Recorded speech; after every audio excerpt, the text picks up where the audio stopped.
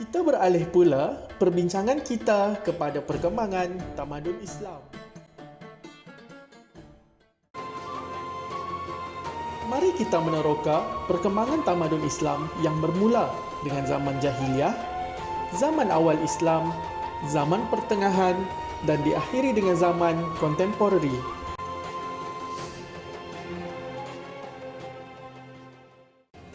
Pernahkah anda mendengar perkataan jahiliyah? Masyarakat jahiliyah bermula sejak runtuhnya empangan Ma'rib di Sabak sehinggalah turunnya wahyu Allah Subhanahu wa taala kepada Nabi Muhammad sallallahu alaihi wasallam. Pernahkah anda mendengar perkataan jahiliyah?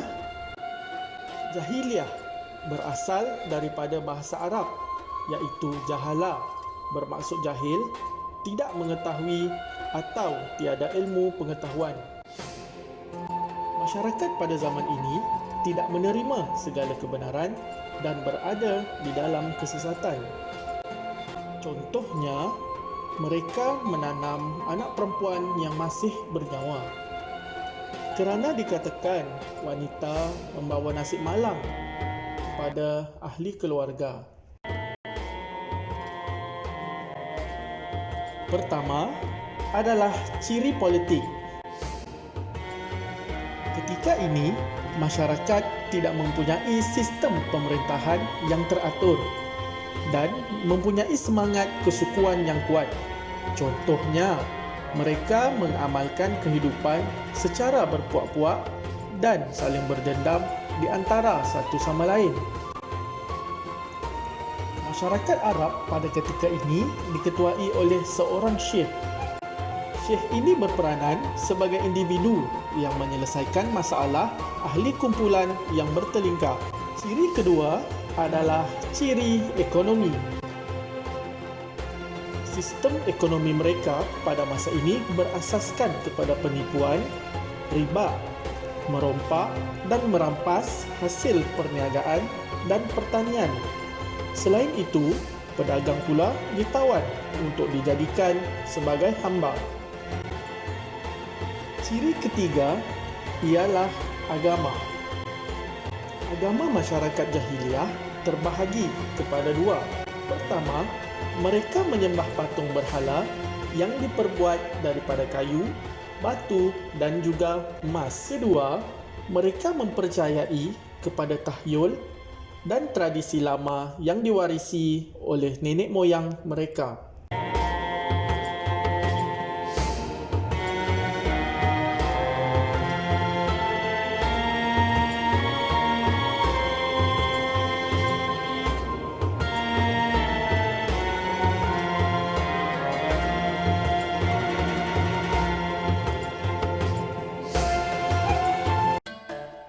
Kita beralih pula kepada perkembangan tamadun Islam bagi zaman awal Islam.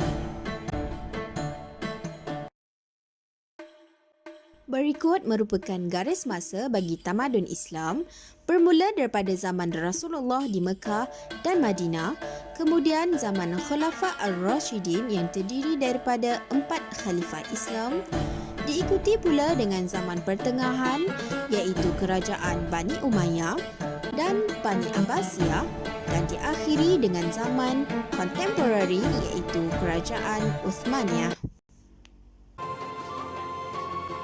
Tamadun Islam mula wujud apabila lahirnya masyarakat yang mengikuti ajaran Nabi Muhammad yang bermula di Mekah, kemudian berkembang ke Madinah dan seterusnya ke seluruh pelosok dunia.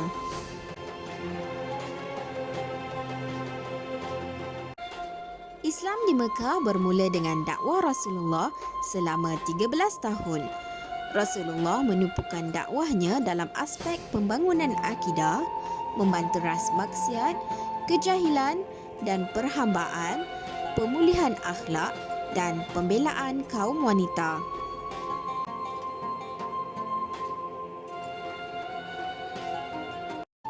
Peringkat dakwah Nabi Muhammad di Mekah berlaku secara sulit selama 3 tahun dan secara terang-terangan selama 10 tahun. Dakwah secara sulit hanya disebarkan kepada ahli keluarga dan sahabat terdekat Nabi Muhammad. Manakala dakwah secara terang-terangan berlaku dalam kalangan keluarga Bani Hashim dan juga kaum Quraisy.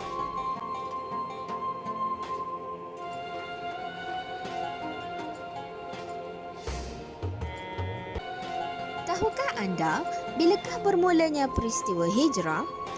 Setelah Rasulullah menjalankan dakwah secara terang-terangan, baginda mendapat tentangan hebat daripada kaum Quraisy di Mekah. Tentangan ini memaksa baginda untuk berhijrah keluar dari Mekah menuju ke Madinah. Penghijrahan ini berlaku pada tahun 622 Masihi dan ia dianggap bermulanya peristiwa hijrah dalam Islam. Apakah faktor penghijrahan Rasulullah pada masa itu? Faktor pertama, Rasulullah mendapat jemputan daripada masyarakat Yathrib atau dikenali sebagai masyarakat Madinah. Faktor kedua adalah selepas berlakunya perjanjian Aqabah. Faktor ketiga, penghijrahan Rasulullah adalah kerana baginda mendapat wahyu daripada Allah yang memerintahkan baginda untuk berhijrah ke Yathrib. Faktor keempat adalah disebabkan tekanan dan siksaan yang dihadapi oleh orang Islam di Mekah yang memaksa Rasulullah membuat keputusan untuk berpindah ke Madinah. Faktor kelima adalah bagi menyebarkan agama Islam di Madinah. Kita beralih pula kepada Islam di Madinah. Setelah Rasulullah sampai di Madinah, baginda bertindak sebagai ketua negara. Baginda merupakan individu yang bertanggungjawab membina kerajaan Islam yang pertama di Madinah.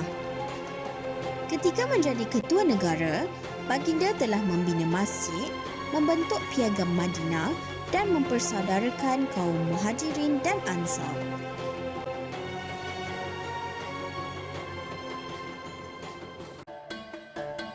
Beralih pula kita ke zaman Khulafa Ar-Rashidin bagi tamadun Islam.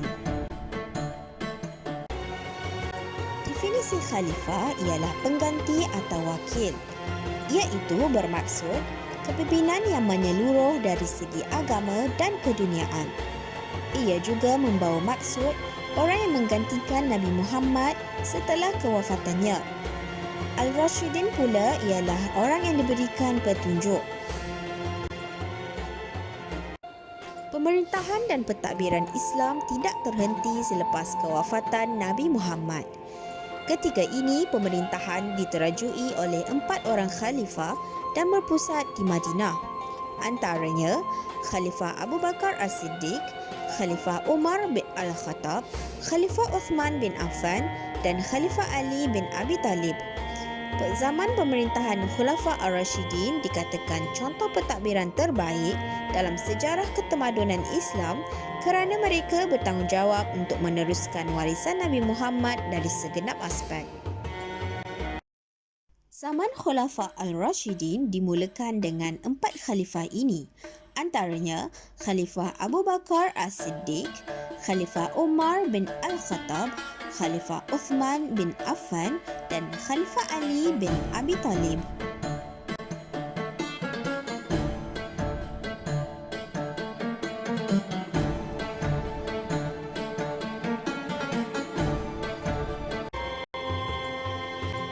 Tahukah anda siapakah Khalifah Islam yang pertama?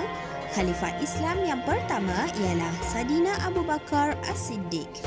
Nama sebenar beliau ialah Abdullah bin Quhafah. Beliau dilahirkan di kota Mekah. Beliau mendapat gelaran As-Siddiq kerana beliau sentiasa meyakini kata-kata Nabi Muhammad. Tempoh pemerintahan beliau adalah selama 2 tahun 2 bulan. Di antara sumbangan beliau di dalam pemerintahan adalah seperti berikut. Yang pertama, menentang golongan riddah, nabi palsu dan golongan yang enggan membayar zakat. Kedua, beliau telah membentuk pasukan tentera yang kuat dan dipimpin oleh Khalid Al-Walid. Dan yang ketiga, beliau telah menyebarkan Islam ke Rom, Parsi dan juga Syria. Marilah pula kita berkenalan dengan Khalifah Islam yang kedua iaitu Saidina Umar Al-Khattab. Nama sebenar beliau ialah Umar bin Al-Khattab bin Nufail dan digelar Al-Faruq. Beliau merupakan seorang khalifah yang tegas, berani dan berfikiran terbuka. Tempoh pemerintahan beliau adalah selama 10 tahun. Sepanjang pemerintahan beliau, terdapat beberapa sumbangan yang penting. Pertama, beliau memperkenalkan sistem wilayah dan gubernur. Kedua, membentuk jabatan kehakiman, jabatan polis dan jabatan percukaian. Ketiga, beliau telah memperkenalkan kalender Islam. Yang keempat, beliau telah memperkenalkan sistem mata wang dan ekonomi baru iaitu jizyah. Beliau juga telah berjaya menakluki Mesir dan Palestin. Kita beralih pula kepada khalifah Islam yang ketiga iaitu Saidina Uthman bin Affan. Nama sebenar beliau ialah Uthman bin Affan bin Abu Al-As bin Umayyah bin Abu Syam dan digelar sebagai Zul Nurain. Beliau merupakan seorang hartawan, dermawan dan lemah lembut. Tempoh pemerintahan beliau adalah selama 12 tahun. Beliau telah meninggal dunia kerana dibunuh oleh pemberontak.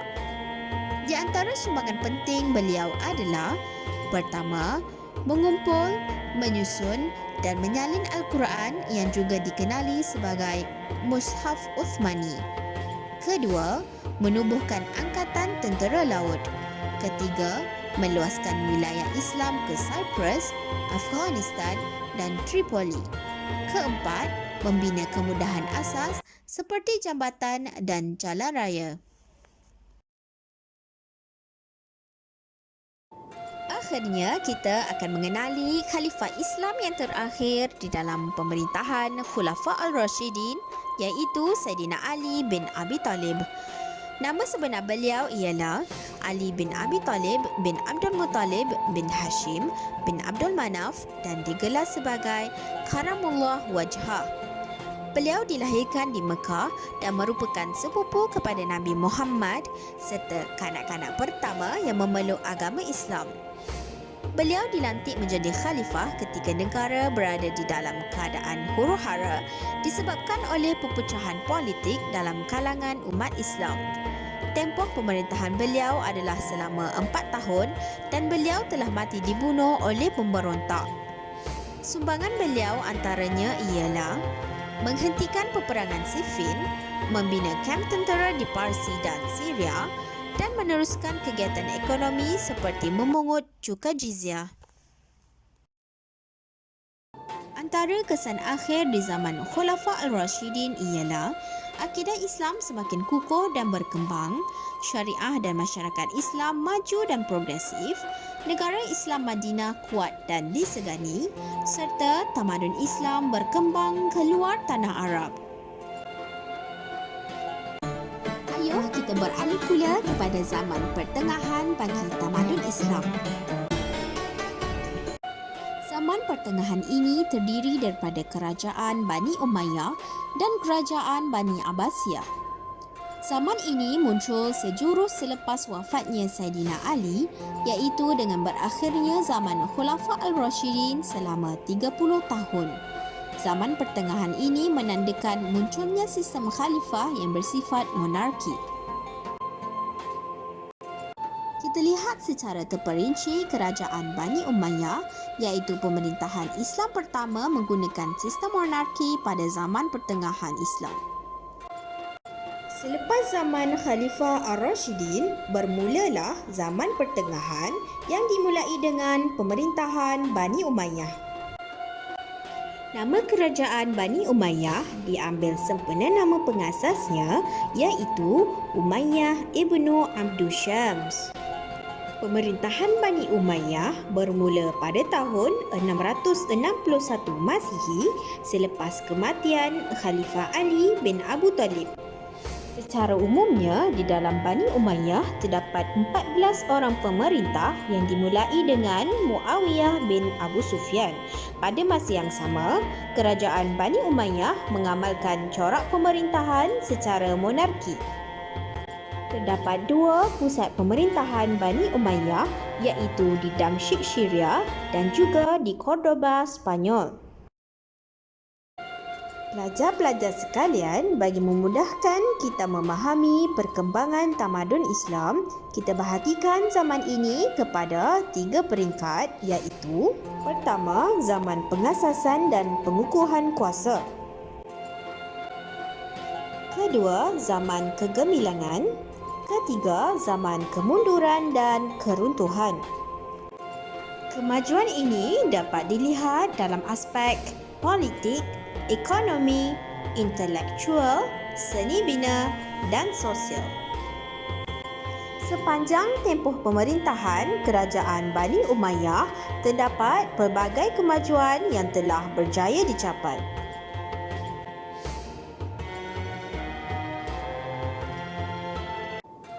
Pada zaman ini, pembaharuan politik jelas dilihat dengan pengenalan sistem wazarah, gubernur, sistem urus setia dan sistem hijabah. Selain itu, terdapat 4 jabatan utama yang telah ditubuhkan iaitu Jabatan Cukai, Surat Menyurat, Urusan Am dan Urusan Cap Mohor.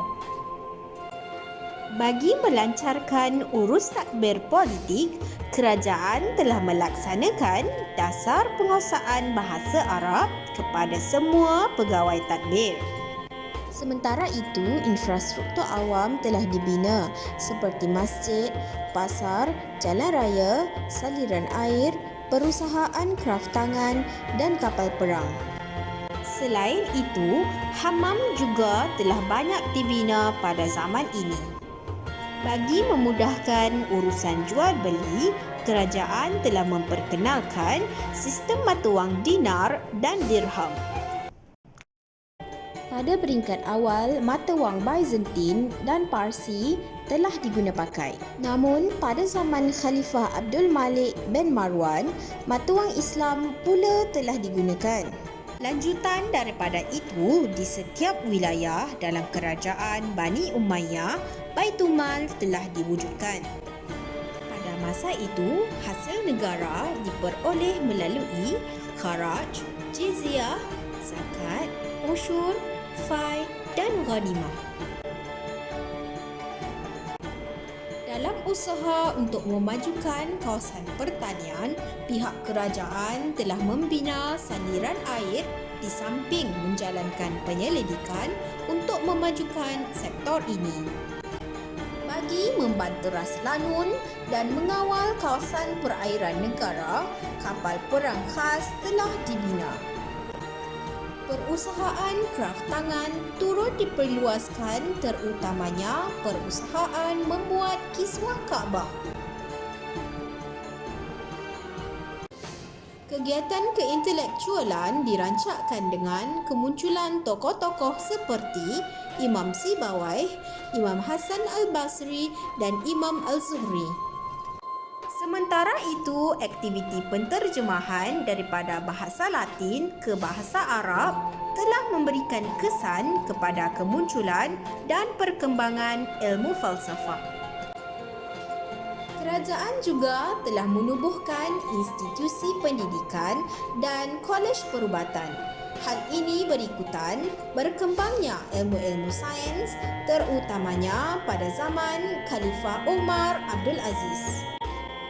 Perkembangan ilmu pengetahuan adalah dalam bidang agama, bahasa, mantik, sejarah dan geografi. Kesan daripada perkembangan keintelektualan dan penterjemahan ialah munculnya kegiatan penulisan, pembukuan kitab dan pembinaan perpustakaan. Akhirnya muncullah ramai cendekiawan dalam pelbagai bidang ilmu. Seterusnya, kemajuan dalam bidang seni bina. Ia ditonjolkan melalui pembinaan masjid dan istana yang cantik. Contohnya, Masjid Jami' Umawi di Damsyik dan Istana Al-Khadra. Pada masa yang sama, masjid yang sedia ada telah melalui proses penambahbaikan. Contohnya, Masjid Nabawi di Madinah dan Masjidil Haram di Mekah. Bangunan masjid dalam tempoh tersebut telah dibina dengan unsur utama iaitu mempunyai mihrab, mimbar dan menara. Dari aspek sosial pula, kemudahan asas seperti jalan raya dan perkhidmatan hospital telah diberikan secara percuma. Pada zaman Khalifah Umar Abdul Aziz, sebuah hospital kusta telah dibina. Pada zaman itu juga, para kadi telah diberikan kedudukan yang terhormat dan kuasa yang besar. Terdapat 3 faktor utama kejatuhan kerajaan Bani Umayyah. Pertama, berlakunya persaingan dalam kalangan anggota keluarga pemerintah. Kedua, berlakunya pertentangan antara suku kaum Arab Utara iaitu Bani Qais dan Arab Selatan iaitu Bani Kalb. Ketiga, pemerintah yang hidup bermewah-mewahan dan kurang menitik beratkan agama menyebabkan terjadinya pemerintahan yang lemah. Seterusnya, para pelajar sekalian, kita beralih pula kepada kerajaan Bani Abbasiyah, iaitu kerajaan Islam bersistem monarki yang kedua pada zaman pertengahan tamadun Islam. Berikut merupakan peta bagi kerajaan Abbasiyah. Kerajaan Bani Abbasiyah diasaskan oleh Abdullah bin Muhammad bin Ali bin Abdullah bin Abbas pada tahun 750 Masihi. Pusat pemerintahan kerajaan ini adalah di Baghdad, Iraq. Kerajaan ini telah mencapai zaman kegemilangannya sewaktu pemerintahan Khalifah Abu Ja'far Al-Mansur, Khalifah Harun Al-Rashid dan Khalifah Al-Ma'mun. Pada tahun 1258 Masihi, bermulalah zaman kejatuhan kerajaan ini setelah ditakluki oleh tentera Mongol yang diketuai Hulagu Khan. Dari segi politik, kerajaan Bani Abbasiyah telah menubuhkan institusi wizarah bagi melicinkan urusan pentadbiran. Kuasa melantik dan memecat gubernur serta kadi wilayah telah diberikan kepada Wazirul Wuzara. Pada masa itu juga, institusi kehakiman semakin diperkasakan. Selain itu, orang Parsi dan Turki diberikan peluang untuk menjawat jawatan penting dalam negara. Pusat pemerintahan telah dibina di kota Baghdad dan dikenali sebagai Madinat Al-Salam. Hubungan diplomatik juga telah diwujudkan dengan kerajaan Bani Umayyah di Andalusia. Pada waktu itu juga, kerajaan Bani Abbasiyah telah memenangi banyak peperangan dengan Byzantine. Selain itu, kerajaan Bani Abbasiyah telah menjalinkan hubungan diplomatik dengan kerajaan Franks. Khalifah pada ketika itu turut menghadiahkan jam air automatik yang diperbuat daripada tembaga kepada Maharaja Charlemagne. Seterusnya, wujud juga hubungan diplomatik dengan dinasti Tang di China. Sekarang kita beralih pula kepada sumbangan Bani Abbasiyah di dalam bidang ekonomi. Di antara sumbangan Bani Abbasiyah dalam bidang ekonomi ialah melalui penubuhan Baitul Mal. Baitul Mal merupakan tempat penyimpanan harta negara sebelum diagihkan mengikut keperluan masyarakat. Seterusnya, perdagangan dan pertanian menjadi sumber ekonomi utama pada zaman ini. Manakala sumber kewangan negara diperolehi melalui pungutan zakat, cukai dan ufti. Tahukah anda apakah itu Dewan Al-Kharaj? Dewan Al-Kharaj ialah jabatan percukaian. Ia dibentuk bagi menguruskan semua perkara berhubung dengan masalah cukai tanah pada masa itu. Di sinilah wakil atau pegawai memungut cukai dilantik. Dewan Al-Kharaj juga menentukan jumlah cukai berdasarkan kawasan.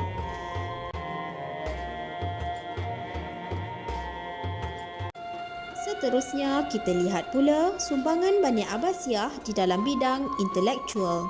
Pada zaman ini, perpustakaan dan pusat penterjemahan telah ditubuhkan. Ia dikenali sebagai Baitul Hikmah. Selain itu, ia juga berperanan sebagai pusat penyelidikan dan pusat pengajian tinggi. Sebagai contoh aktiviti penterjemahan karya klasik Yunani, Parsi dan India dilakukan oleh pegawai yang bertugas di Baitul Hikmah.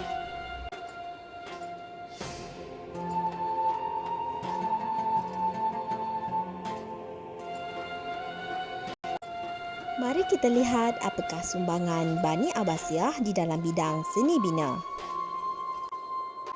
Pada zaman ini, keagungan seni bina Islam telah berada di puncak kegemilangan.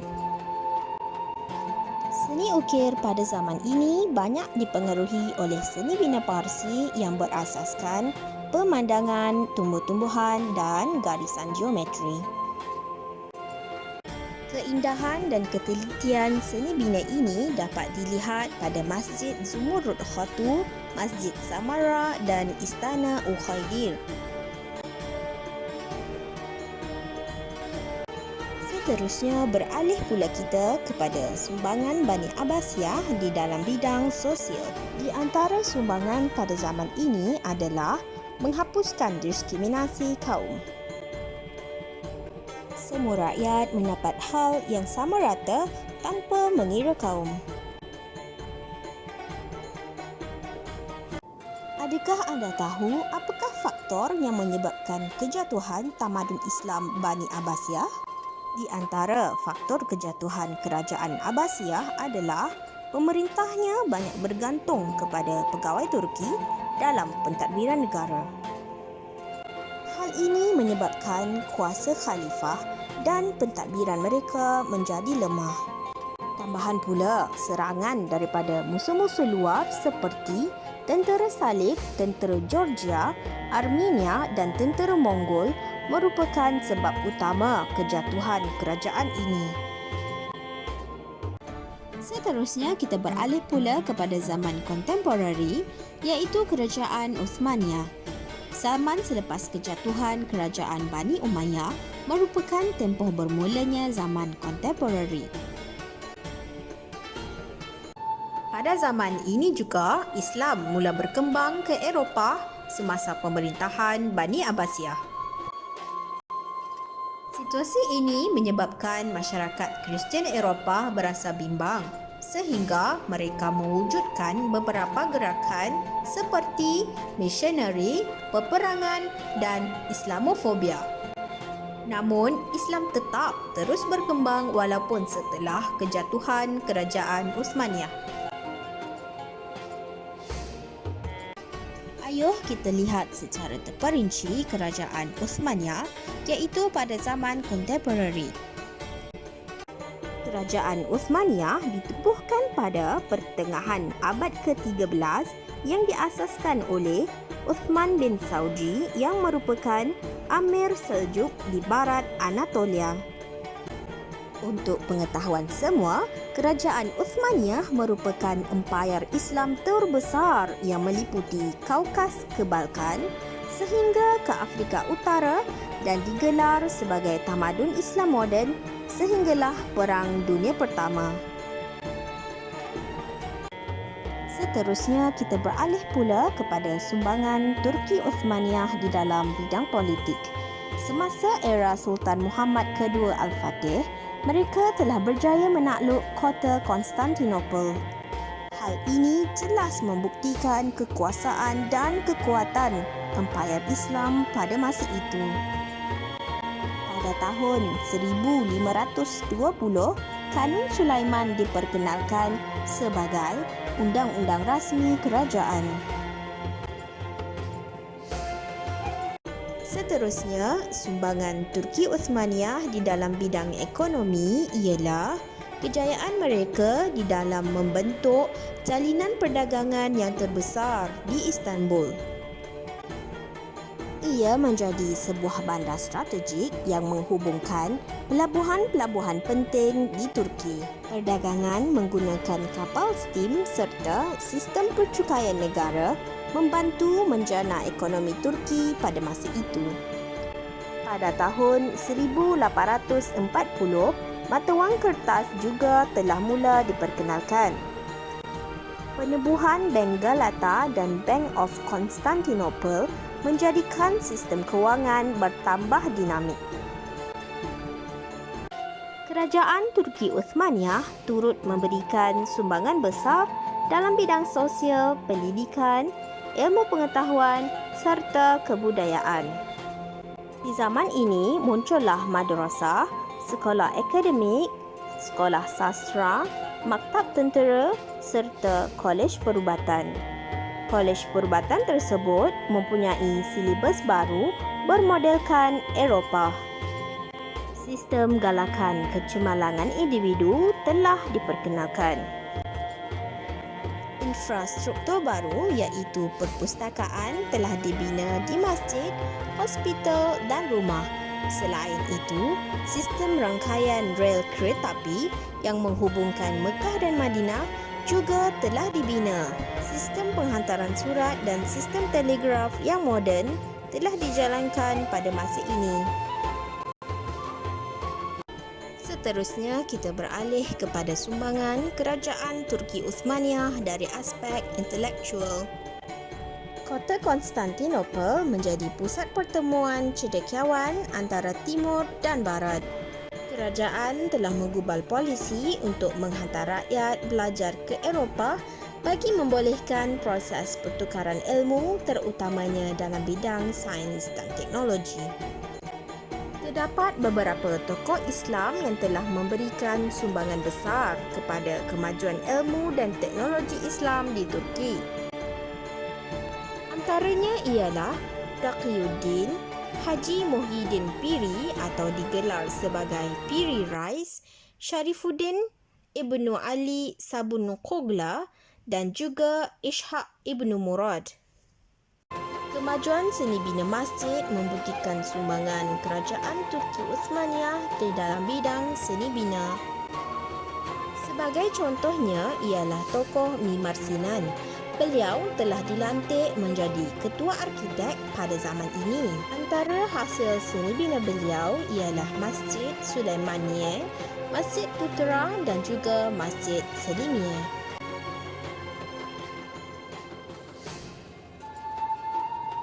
Kegemilangan kerajaan Turki Uthmaniyah telah berakhir dengan kejatuhan kerajaan tersebut, antaranya disebabkan oleh Perang Vienna 1623. Terdapat beberapa faktor lain yang menjadi punca kejatuhan kerajaan Turki ini.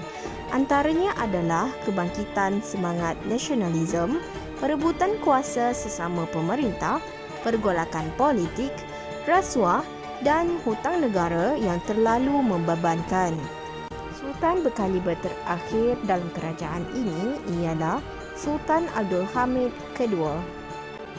Selepas itu, kerajaan Republik Turki yang dipengaruhi oleh gerakan The Young Turks telah ditubuhkan.